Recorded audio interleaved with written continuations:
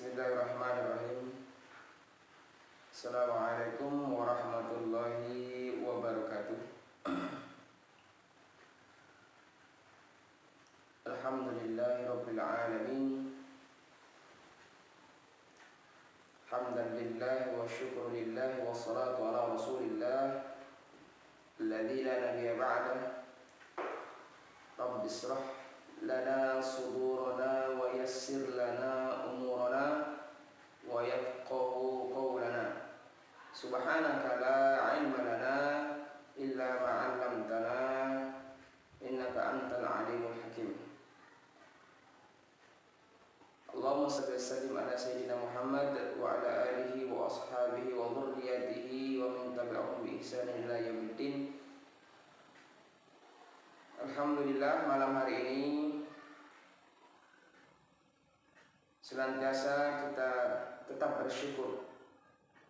Tidak putus-putusnya kita bersyukur atas segala nikmat yang Allah telah berikan kepada kita, sehingga malam ini kita masih diberikan kesempatan, kekuatan, dan juga hidayah, sehingga malam ini kita masih bisa mengulang kembali pelajaran kita atau kajian kita. Salah satunya yaitu berketepatan malam ini kajian fikih.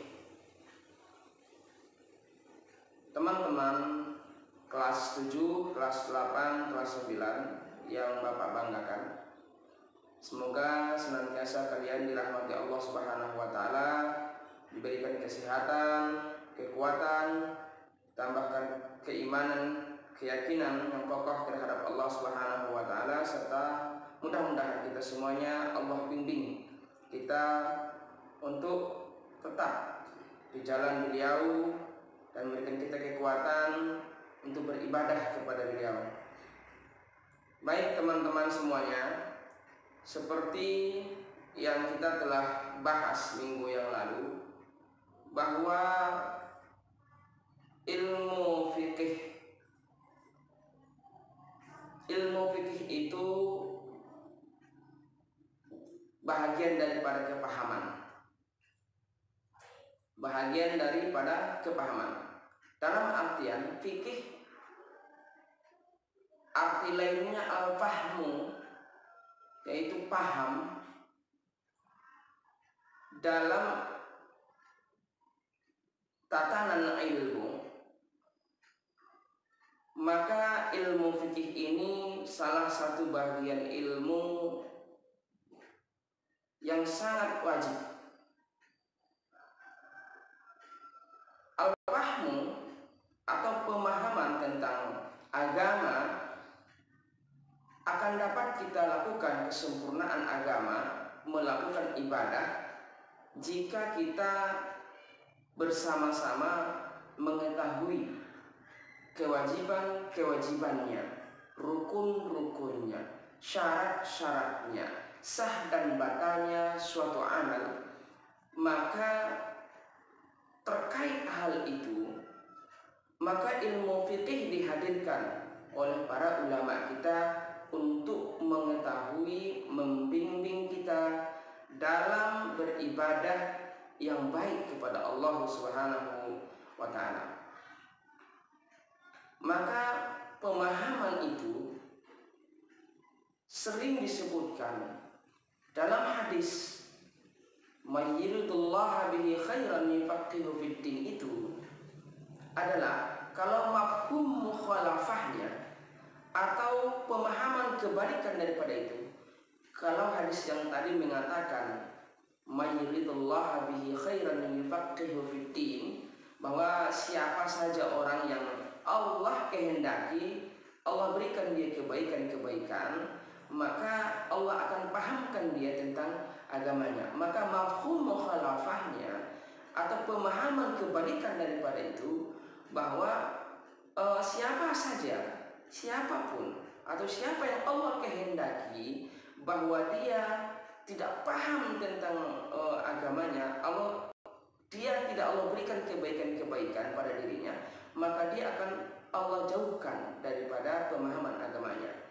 Maka kita bersyukur bahwa kita hadir di dalam satu majelis yang menguatkan kita, yang memberikan kita jalan hidayah Allah itu. Allah letakkan kita pada tempat saat ini bukanlah sesuatu hal yang tiba-tiba, tetapi Allah memang sudah berkehendak kita akan diberikan oleh Allah kebaikan-kebaikan melalui pemahaman tentang agama. Bahwa kaitan ilmu itu salah satu bahagian-bahagian ilmu adalah fikih. Maka dalam bab fikih ini sebahagiannya ada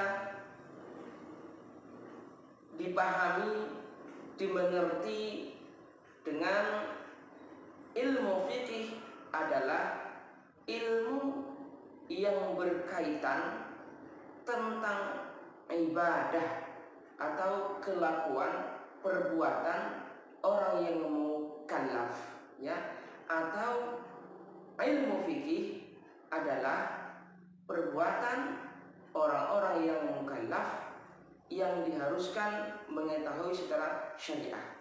Ilmu fikih adalah bagian-bagian ilmu syariah atau ilmu syariat yang berkaitan dengan amaliyah perbuatan manusia, baik ia berkaitan dengan akidah, muamalah misalkan, baik yang mengenai akidah, kemudian amaliyah perbuatan-perbuatan, ataupun muamalah, atau hubungan antara individu manusia dengan manusia itu sendiri. Maka para ulama kita mewajibkan kita mempelajari, memahami ilmu fikih itu, dikarenakan ilmu fikih ini adalah bahagian daripada agama. Untuk kesempurnaan agama, kebaikan agama, maka dia harus paham tentang ilmu fikih. Karena fikih ini adalah bagian-bagian daripada ilmu-ilmu yang ada, maka salah satunya adalah ilmu fikih. Baik, teman-teman semua, kita akan membahas kembali bahwa dalam ilmu fikih ini kita mau mereview kembali, mengulang bagi yang sudah pernah mendengarkan, bahwa dalam ilmu fikih pertama kita harus dibahas mengenai bahwa Islam itu terbentuk hukumnya atau mempunyai dasar hukum. Dalam Islam itu ada 5, yaitu ada wajib, ada sunnah, ada haram, ada makruh, ada mubah. Maka hukum yang 5 ini yang sering diletakkan di awal tentang pelajaran fikih. Kenapa? Karena memang kehidupan kita atau perbuatan-perbuatan amaliyah kita itu di dalam keseharian kita, baik yang berhubungan dengan Allah langsung ataupun dengan amaliyah muamalah yang kita lakukan, atau tentang ibadah yang kita lakukan, atau tentang kemasyarakatan, hubungan antara kita dengan orang lain, atau dalam masyarakat itu memiliki hukum yang dikaitkan dengan hukum yang 5 ini. Ada yang wajib, ada yang haram, ada yang sunnah, ada yang makruh, dan ada yang mubah. Maka seluruh keadaan amal itu akan dipandang melalui hukum yang 5 ini. Apakah ini ketika melakukan sesuatu itu, apakah ini diwajibkan, ataukah ini sunnah, ataukah ini haram hukumnya.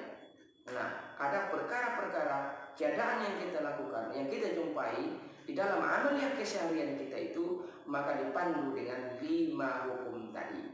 Maka yang pertama adalah wajib, yaitu hukum wajib. Hukum wajib ini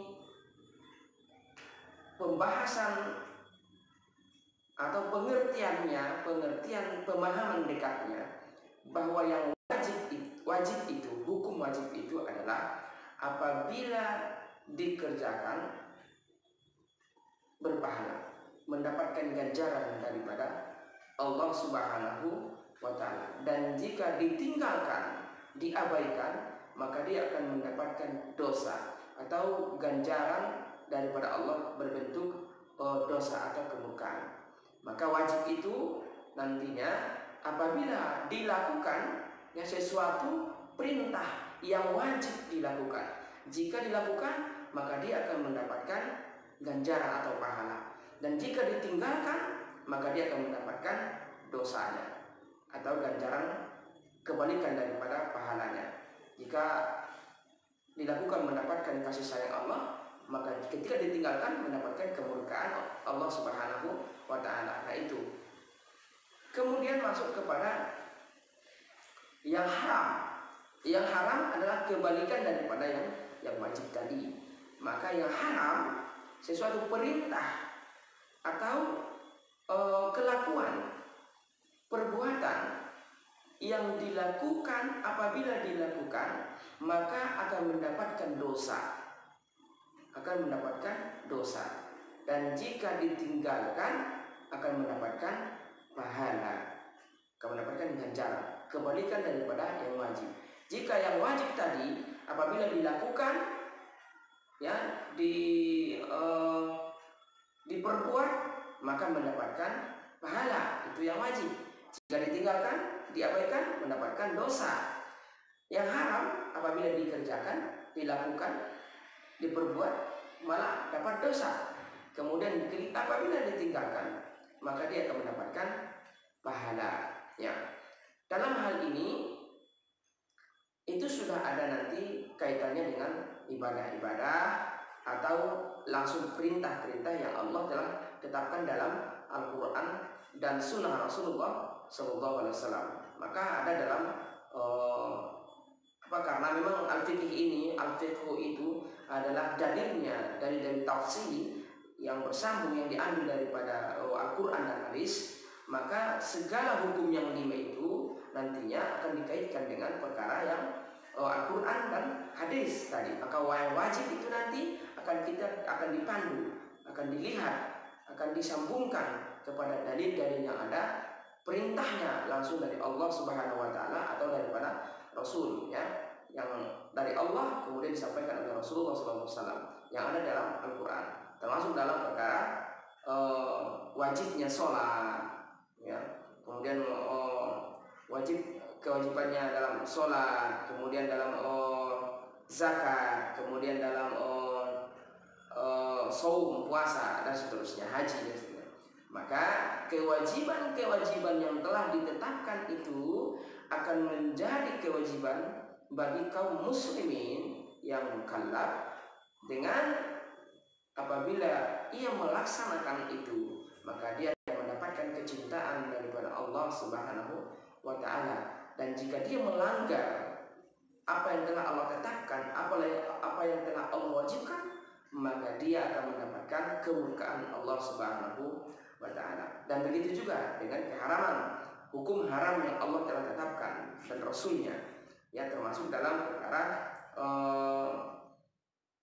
perkara minum khamar, ya, innal khamr wal maisir wal ansab wal azlam rijsun min amali syaitan, dan seterusnya, ya, itu juga bagian larangan, ya, larangan yang telah Allah larang, termasuk la taqrabuz zina, janganlah kamu mendekati zina, dan seterusnya. Ada larangan-larangan yang memang Allah haramkan untuk dilakukan. Maka perkara-perkara yang Allah telah haramkan itu, maka jika dilaksanakan, dilakukan, maka dia akan mendapatkan dosa, ya.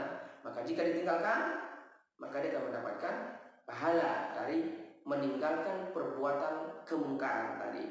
Termasuk di situ hal-hal yang nantinya ada beberapa kelakuan perbuatan yang Allah haramkan dilakukan, termasuk minum khamar misalkan, dalam artian memabukkan, ya, termasuk bukan sekedar minuman khamar tok yang bisa memabukkan atau merusak akal manusia, termasuk di situ barang-barang haram seperti narkoba, seperti sabu-sabu, ganja dan seterusnya. Maka dalam lingkup itu bagian daripada keharaman tadi. Ya, makanya yang diharamkan oleh Allah Subhanahu wa taala tadi, jika kita meninggalkan itu, maka kita akan diberikan oleh Allah cinta dan kasih sayangnya. Ya. Dalam artian ketika kita menghadapi hal itu, kemudian kita memilih untuk meninggalkannya, maka kita akan mendapatkan pahala. Ya. Tapi jika kita cenderung untuk melakukannya, maka kita akan mendapatkan dosa. Ya, termasuk zina misalkan. Zina itu ada beberapa bentuk zina, bukan sekedar zina dalam artian berhubungan badan antara laki-laki dan perempuan yang tidak halal, bukan sekedar itu. Banyak ya perkara-perkara zina yang diharamkan oleh Allah Subhanahu wa taala. Dalam artian bukan sekedar itu saja. Ya, bahkan ada perkara-perkara zina yang dimaksud zina mata, zina tangan dan seterusnya. Maka perkara-perkara hal-hal yang diharamkan oleh Allah Subhanahu wa taala tadi, hukum haram itu jika kita langgar atau kita tinggalkan yang perkara yang haram itu, maka kita akan mendapatkan pahala. Dan jika kita lakukan, kita berbuat, kita ikuti, maka jatuhlah perkara haram itu, kita akan mendapatkan dosa atau keberkahan Allah Subhanahu wa taala. Kemudian yang ketiga, sunnah.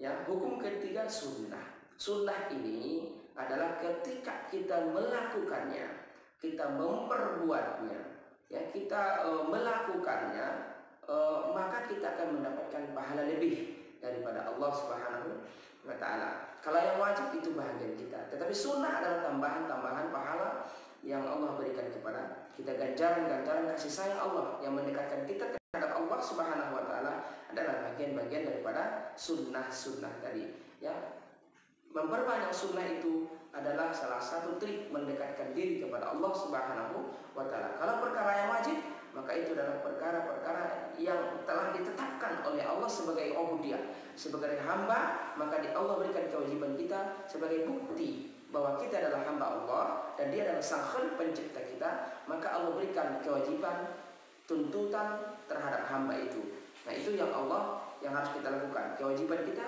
terhadap Allah sebagai bukti kehambaan kita. Nah, jika sunnah ini adalah bukti kecintaan kita kepada Allah Subhanahu wa taala dan bukti kecintaan kita terhadap Rasulullah sebagai perintah, sebagai salah satu rasul oleh Rasulnya Allah Subhanahu wa taala yang membimbing kita. Salah satu kecintaan kita terhadap Rasulullah dan kecintaan kita terhadap Allah, maka sunnah-sunnah ini adalah bagian yang menguatkan kita, yang mengikatkan kita, kecintaan kita terhadap Rasulullah dan Allah Subhanahu wa taala.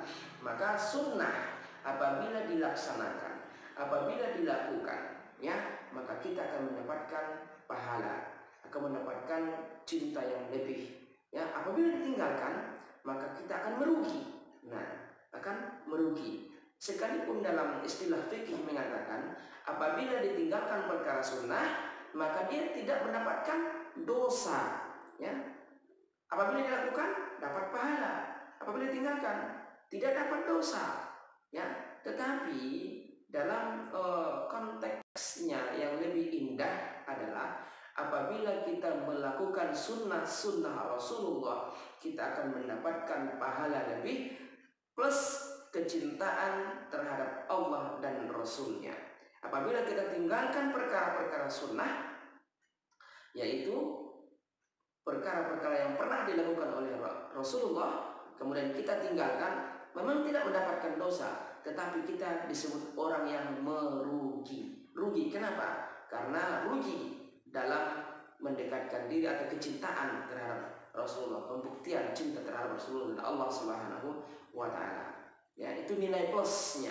Nilai plus daripada seorang hamba adalah mengamalkan, menguatkan, memperbanyak sunnah-sunnah terhadap Rasulullah. Tapi hukumnya adalah apabila sunnah itu dilakukan akan mendapatkan pahala, dan jika ditinggalkan maka dia akan tidak mendapatkan dosa.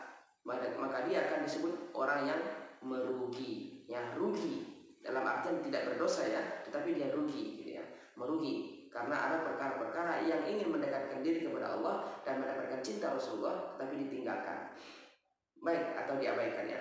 Baik, kemudian ada yang keempat, hukum yang keempat itu adalah makruh, ya.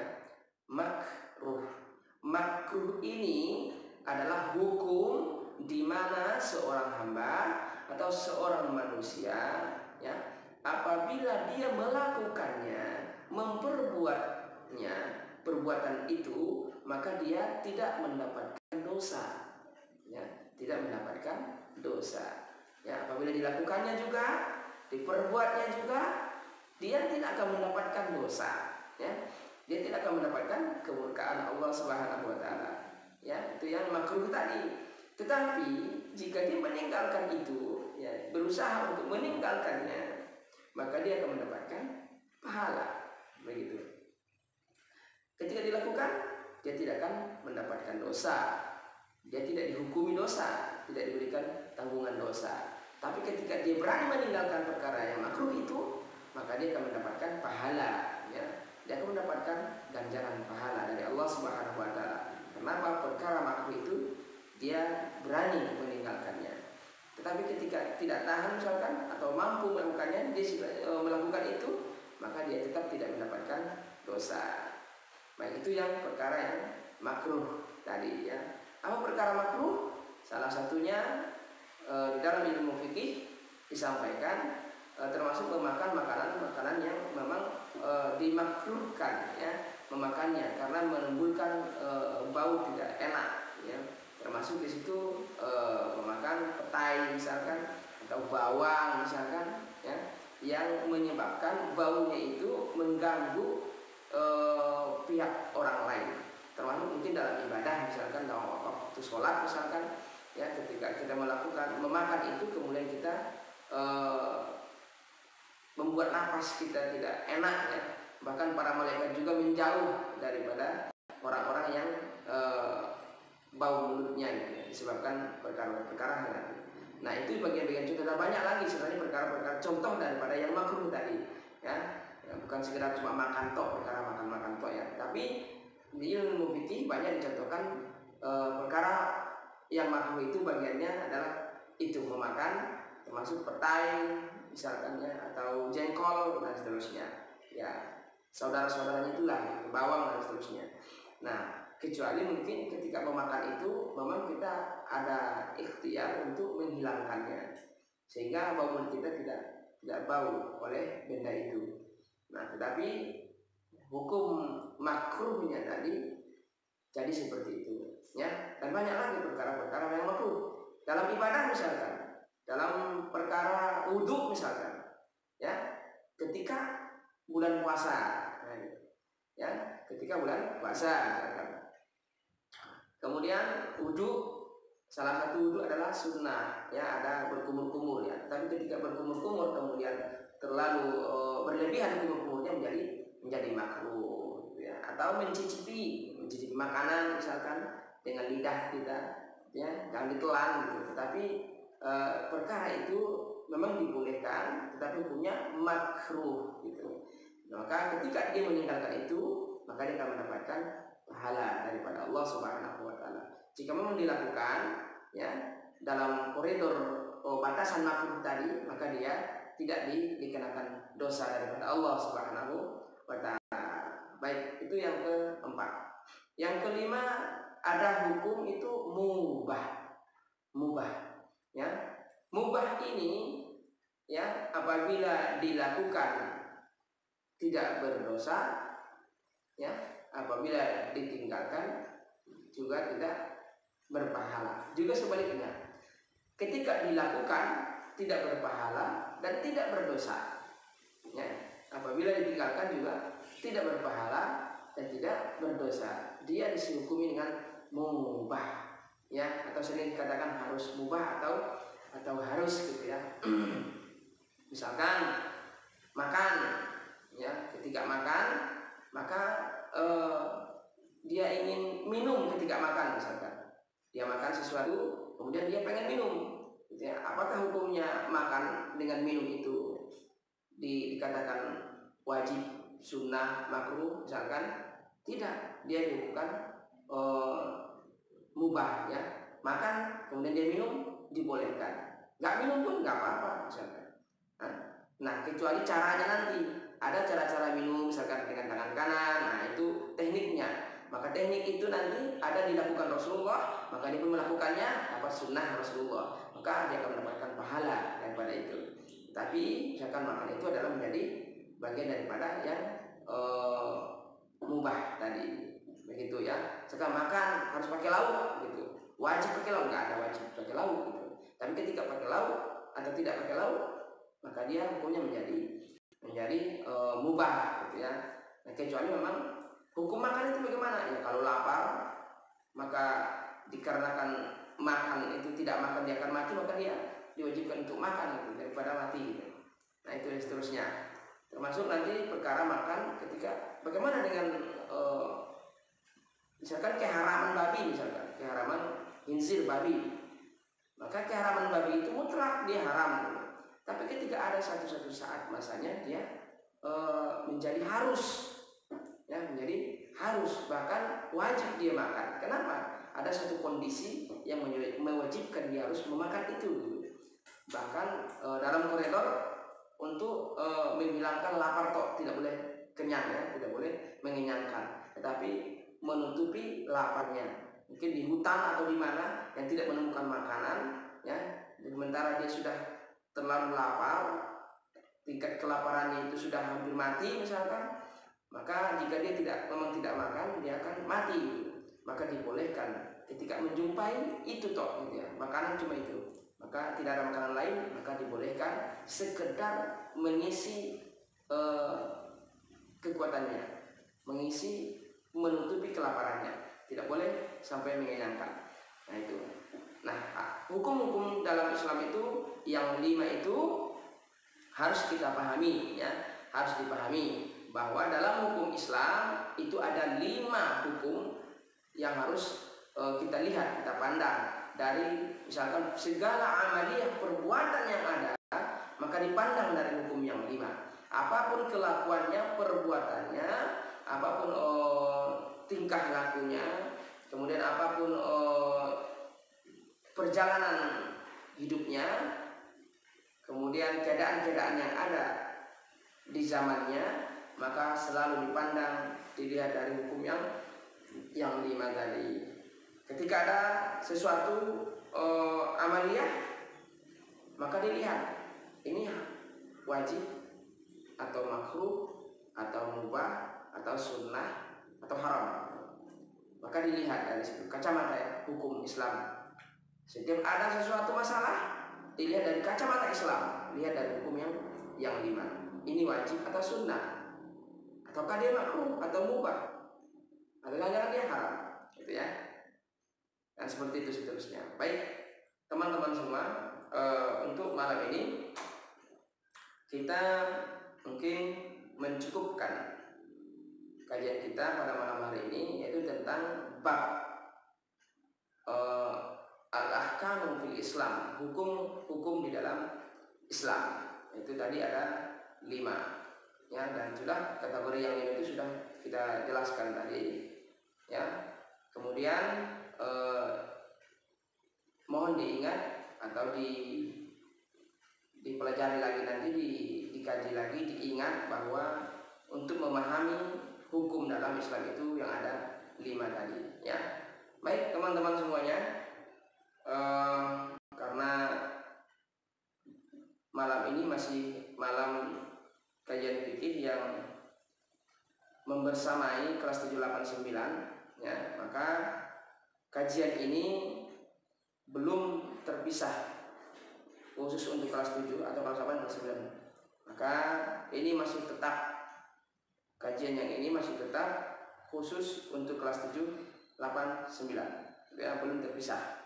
Nah untuk kedepannya mungkin insya Allah kita akan pisah ya, bahwa kelas 7 dimulai dari awal yaitu bab thaharah, kemudian nantinya kelas 8 masuk ke bab wudhu gitu ya, dan kelas 9 masuk pada bab sholat ya.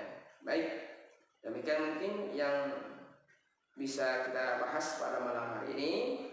sekalipun mungkin tidak terlalu panjang ya pembahasannya. Insya Allah di lain waktu kita bisa perbanyak, kita perpanjang tentang pembahasan hukum hakam dalam Islam ini, atau nanti kaitan-kaitannya yang ada pada bab-bab selanjutnya, baik dia perkara bab misalkan bab toharoh, maka kita mendapati nanti suatu saat pembahasannya itu ada pembahasan yang mengenai kewajibannya atau makruhnya atau mubahnya dan seterusnya. Atau di wudu misalkan nantinya ada perkara-perkara yang mungkin ini tergolong daripada kewajiban, ini tergolong daripada sunnah, ini tergolong daripada makruh dan sebagainya. Ya, dan lanjut nanti di bab sholat juga begitu nantinya. Ya. Baik, teman-teman semuanya, kita akhiri dengan kajian kita ini dengan hamdalah dan kafaratul majlis. Alhamdulillahirabbil alamin. Subhanakallahumma wa bihamdik, asyhadu an la ilaha illa anta, astaghfiruka wa atubu ilaik. Assalamualaikum warahmatullahi